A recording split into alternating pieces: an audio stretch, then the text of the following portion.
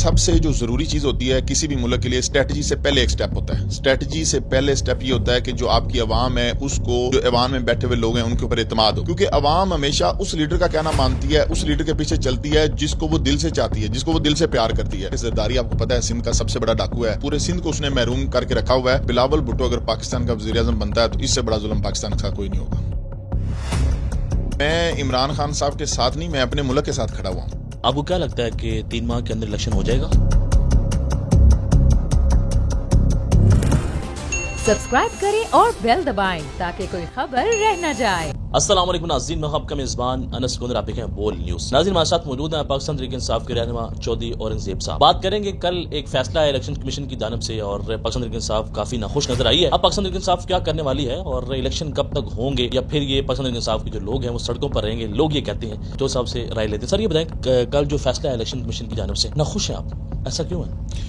जी बिस्मिल्लाहिर्रहमानिर्रहीम। देखें ये मैं समझता हूँ कि पाकिस्तान के जो इदारे हैं उनको तमाम फैसले इंतहाई सोच समझ के करने चाहिए, और असल में तो फैसला आवाम का आना है और जो कि आ चुका है। फैसला आवाम ने दे दिया हुआ है, आवाम के मुताबिक, आवाम के दिलों के मुताबिक, आवाम की मोहब्बत के मुताबिक, अवामी इनकलाब के मुताबिक। मैं ये समझता हूँ कि इमरान खान साहब वज़ीर आज़म बन चुके हैं और वो हमेशा के लिए पाकिस्तान के वज़ीर आज़म है, वो आवाम के दिलों पर राज करते हैं। ये इस तरह के फैसले मैं नहीं समझता कि ये किसी भी खातर में लाने चाहिए, क्योंकि इन फैसलों का आवाम की उमंगों के ऊपर या अवाम के जज्बात के ऊपर कोई असर नहीं पड़ता। अवाम अपना जो वोट है वो इमरान खान को दे चुकी है। तो ऐसा क्यों है कि पाकिस्तान तहरीक इंसाफ जो है अभी तक ये सोच रही है कि लोग हमें मान नहीं रहे हैं, और कुछ लोग ये बात कर रहे हैं कि रेड लाइन लग चुकी है? हम ये समझ सकते हैं कि ये जानना चाहते हैं कि रेड लाइन खत्म होगी? जी ये एक कह लें कि मैं इस कॉन्सेप्ट के साथ एग्री नहीं करता। ये जो रेड लाइन और ये कांटा और इस तरह की बातें हैं, देखें अवाम जो है वो ताकत का सरचश्मा होते हैं। अवाम ने इक़्तिदार अपने मुंतखब नुमाइंदों को मुंतकिल करना होता है। अवाम ने किसी के ऊपर रेड लाइन लगानी है या ब्लैक लाइन लगानी है।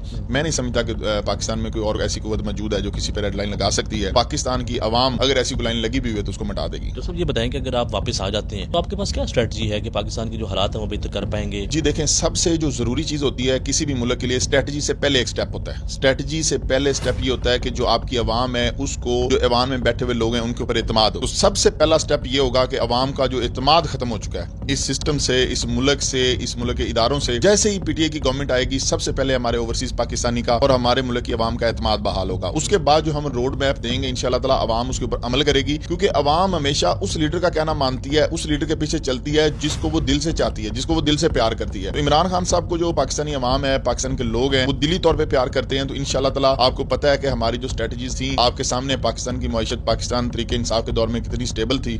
तो आइंदा भी इंशाल्लाह जब हम दोबारा इक़्तिदार में आएंगे तो आप देखेंगे कि हमारी मईशत तेजी के साथ तरक्की करेगी। आपको क्या लगता है कि 3 माह के अंदर इलेक्शन हो जाएगा? मुझे नहीं लगता 3 माह के अंदर इलेक्शन हो जाएगा। और जो पंजाब का और केपी के, मेरा ख्याल है कि ये इलेक्शन, मेरी जाती भी राय ये है कि इलेक्शन जो है वो एक तो इकट्ठा होना चाहिए, कौमी असम्बली को फिलफोर डिसॉल्व होना चाहिए, और सूबाई और कौमी असम्बली के इलेक्शन इकट्ठे होने चाहिए। और लेकिन जो मेरी जाती असेसमेंट है, मुझे लग रहा है कि ये थोड़े से डिले होंगे। ऐसा क्या हुआ कि कल तक तो वो आपके इस्तीफे मंजूर नहीं कर रहे थे, अब अचानक मंजूर करना शुरू कर दिया? जी देखिए, उनको ये थोड़ी सी ऐसी प्रॉब्लम थी कि अगर उन्होंने हमारे इस्तीफे मंजूर ना करते और हमारे तमाम लोग जाके ऐवान में बैठ जाते, तो अभी जो उन्होंने आगे निगरान वज़ीर आज़म मुकर्रर करना है और बाकी जो मामलात हैं उसके अंदर जब पीटीआई ने स्टेक होल्डर हो जाना था तो उनके लिए वो मामलात करने मुश्किल हो जाने थे, क्योंकि जो उनका NRO2 है वो अपने आखिरी मराइल के अंदर है, फाइनल स्टेज के ऊपर है। तो वो चाहते हैं कि अपना NRO2 हर लिहाज से मुकम्मल कर लें और उन्हें किसी किस्म की मज़ामत का सामना ना करना पड़े। सर ये बताएं कि नवाज शरीफ साहब ने बयान दिया कि हमने माजी में पाकिस्तान को बुरे हालात से निकाला और अब भी हम निकालेंगे, आपको लगता है? मुझे तो बिल्कुल नहीं लगता। पाकिस्तान आज जहाँ पे जिस स्टेज पे खड़ा है, पाकिस्तान का बच्चा बच्चा मकरूज है। ये वही नवाज शरीफ है जिसने नारा लगाया था कर्ज उतारो मुल्क सवारो का, और वो पैसे भी ये लेके भाग गया और इन्होंने बाहर अपनी जायदादें और असासे बना लिए। क्या वजह है कि नवाज शरीफ के बच्चे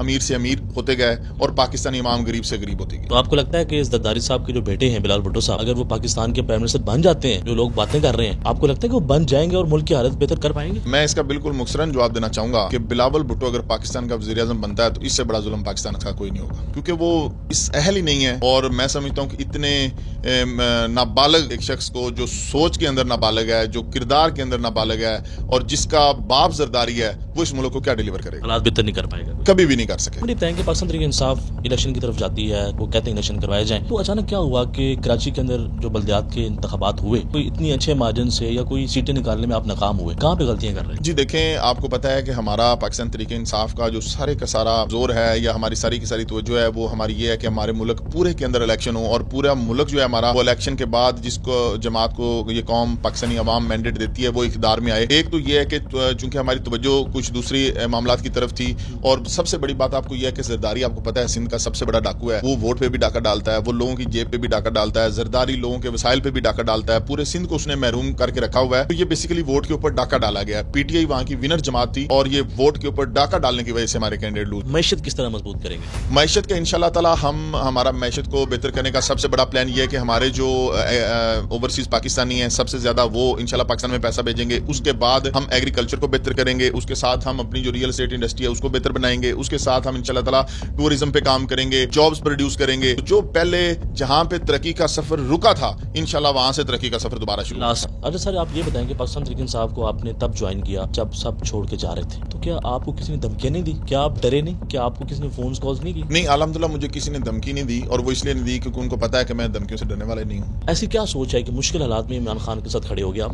देखिए, मैं इमरान खान साहब के साथ नहीं, मैं अपने मुल्क के साथ खड़ा हुआ। मुझे ये सोच पैदा हुई कि मेरा मुल्क इस वक्त एक बड़ी क्रिटिकल सिचुएशन में है। जैसे आप समझ लें कि कश्ती एक भंवर में फंसी होती है। पाकिस्तान की कश्ती मैं ऐसा समझ रहा था कि ये एक भंवर में फंसी हुई है और इमरान खान उस कश्ती का कैप्टन है जो उसको निकालने की कोशिश कर रहा है। तो मैंने इमरान खान का जब दर्द फील किया इस मुल्क के लिए कि वो वाहिद बंदा है जो इस मुल्क के लिए दर्द लेके, पेन लेके, फिक्रमंदी के साथ इस मुल्क को आगे ले जाने की कोशिश कर रहा है, तो मुझसे फिर रहा नहीं गया। मैंने कहा खान साहब की इस एफर्ट में साथ शामिल होना चाहिए। Thank you so much. जी नाज़रीन, आपने गुफ्तगू सुनी। इनका ये कहना है कि अगर हमने इस मुश्किल हालात से निकले हैं तो इमरान खान साहब को आना पड़ेगा और ओवरसीज पाकिस्तानी को पाकिस्तान में इन्वेस्टमेंट करनी पड़ेगी। अगर हम वापस आते हैं तो मैशत मजबूत करेंगे, इनका ये कहना है। अब देखते हैं कि हालात किस तरफ जाते हैं और क्या इमरान खान साहब वापस आ पाएंगे या नहीं, ये सवाल ये निशान देगा। देखते रहिए बोल न्यूज़। अल्लाह हाफिज़।